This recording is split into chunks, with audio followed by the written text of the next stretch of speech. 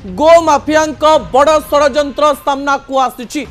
गो mafia माने राज्य रे किछि वर्ष हैला माती थिले, अर्थात आम राज्य गो चालाण करी राज्य बाहर को निया जाउथिला एवं राज्य बाहर बेपार करा जाउथिला। गोरु मांस बिक्री करा जाई आम राज्यर गोरु मानंकु विभिन्न भावरे निर्यातना दिया जाउथिला।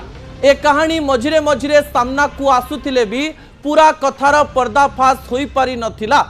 गो माफिया घर उपरे रेड एवं रेड परे प्राय 50 रु 70 कोटी टंका बाहरिबा एवं आगु की आहुरी कोटी कोटी टंका बाहरिबार कथा जेतेबेले सामना को आसिला सेतेबेले एई गो माफिया मानकर चेर ओडिशारू को पर्यंत लंबिची तार कहानी मध्य सामना को आसिबा आरंभ हैला।